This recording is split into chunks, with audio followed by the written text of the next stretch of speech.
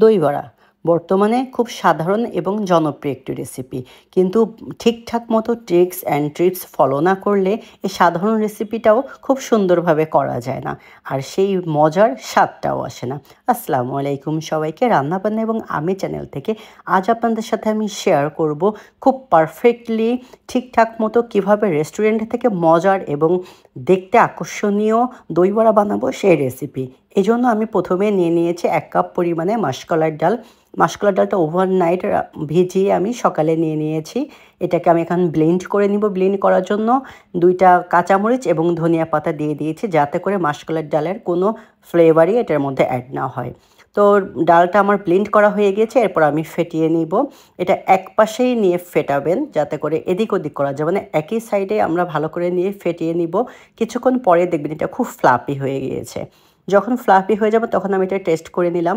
একটা বাটিতে ঠান্ডা পানি নিয়ে নিয়েছি, এর ভিতরে দিয়ে দিব। যখনই দেখবো এটা ফুলে উঠেছে, তো মনে করবো আমাদের পারফেক্টলি এটা। একটা চামচের সাহায্যে আমরা দই বড়াগুলো একটা একটা করে দিয়ে ভেজে নিব। হালকা তেল গরম অবস্থায় আমরা দই বড়াগুলো দিব।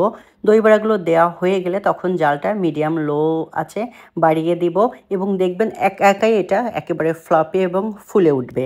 আপনার উল্টানোর জন্য কোনো কষ্ট করতে হবে না, এটা একাই উল্টে যাবে। এই দেখেন একেবারে উল্টে গিয়েছে।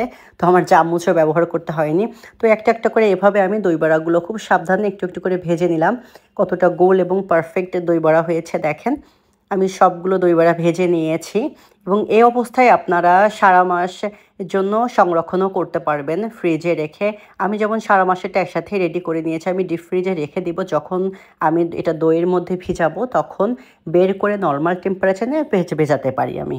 তো দেখেন, দেখানোর চেষ্টা করছে, ভেতরটা একেবারে ফ্লপি হয়েছে, এবং এটা খেতে খুবই টেস্টি একটা রমজানের আইটেমই বলতে পারেন। এরপর আমি একটা বাটিতে খাবার পানি নিয়েছি, লবণ দিয়েছি, মরিচের গুঁড়া, টালা জিরার গুঁড়া দিয়েছি, এবং একটু চাট মশলা দিয়েছি, সামান্য একটু তেঁতুল দিয়ে আমি ভালো করে পানিটা গুলে নিয়েছি। এর ভিতরে দই বড়াগুলো দিয়ে দিয়েছি, যে কয়টা দই বড়া আমি আজকে ভেজাবো সেগুলো দিয়ে দিয়েছি। এরপর একটা বাটিতে ঢেলে নিয়েছি। তো এটা ভিজতে ভিজতে আমি দইটা এখন রেডি করে নিব। আমি টক দই 1/2 কেজি পরিমাণে দিয়েছি। এর ভিতরে কয়েক টুকরা বরফ দিয়েছি, যাতে করে এটা খুব দ্রুত ফেটলে ফ্লাপি হয়ে যায়, এই জন্য আর কি। এর ভিতর আমি অ্যাড করেছি 1/4 কাপ চিনি, লবণ, মরিচের গুঁড়া এবং চাট মশলা। এই মশলাটা দিলে এই দইয়ের টেস্টটা অনেক বেশি হয়। তো এরপর আমি আধা ঘন্টা পরে দই বড়াগুলো পানির থেকে চিপে নিয়েছি, নিয়ে একটা একটা করে দইয়ের ভিতরে দিয়ে দিলাম। আমার ভিডিওটা যদি ভালো লেগে থাকে অবশ্যই একটা লাইক দিবেন এবং কমেন্ট করবেন, এবং রেসিপিটা কেমন লাগলো অবশ্যই আমাকে জানাবেন। আমি এখন একটা একটা করে দই বড়া দিয়ে দিয়েছি দইয়ের ভিতরে, দিয়ে আমি একটু দইটা দিয়ে একটু নেড়ে চেড়ে নিব। খুব বেস্ট রেজাল্ট পাওয়ার জন্য আপনাকে ওভারনাইট ফ্রিজে রাখলে খুবই ভালো হয়। নর্মাল ফ্রিজে ঢেকে আপনারা রেখে দিতে পারেন, এবং পরের দিন সার্ভ করলে এটা খেতে খুব বেশি মজা হয়। তো এরপরে আমি আপনাদের সাথে শেয়ার করব গ্রিন চাটনিটা। গ্রিন চাটনিটা আমি এভাবে বানিয়ে নিয়েছি।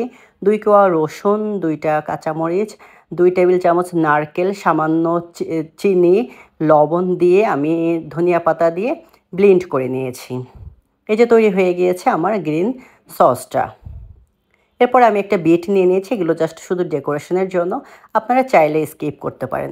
আসলে যে কোনো জিনিস প্রথমেই দর্শনদারি, তারপরে গুণ বিচারি। দেখতে আসলে ভালো না লাগলে খেতে ভালো লাগে না। তো এরপরে আমি একটা একটা করে দই বড়া সার্ভ করে নিচ্ছি দেখেন।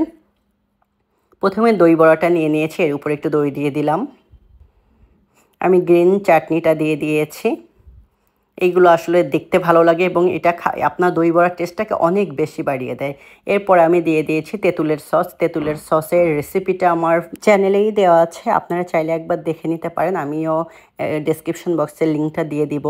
তেঁতুলের সসটা দেওয়ার পরে আমি সামান্য বিট গ্রেট করে দিয়ে দিয়েছি। এরপরে একটু গাজর গ্রেট করে দিয়েছি, এবং একেবারে লাস্ট ফিনিশিং আমি দিয়ে দিয়েছি ভুজিয়া। এটা আসলে দেখলে মনে হয় যে একেবারে পারফেক্টলি একটা দোকানের দই বড়া। নিশ্চয়ই আপনারাও দেখছেন, এমনভাবে যদি আসলে কাউকে দই বড়া সার্ভ করা হয় তো সে হয়তো বা না খেয়ে পারবে না। তো আমি আপনাদের একটু কেটেও দেখিয়ে দিলাম, ভেতরে একেবারে দইয়ের রসটা যে একেবারে রসে টইটুম্বর হয়ে গিয়েছে দই বড়াটা। তো আপনাদের কেমন লাগলো অবশ্যই জানাবেন। আমার চ্যানেলটি যদি ভালো লেগে থাকে অবশ্যই আমার চ্যানেলটা সাবস্ক্রাইব করে আমার চ্যানেলের পাশেই থাকবেন, এবং ভালো থাকবেন। আজ এই পর্যন্ত। আল্লাহ হাফেজ।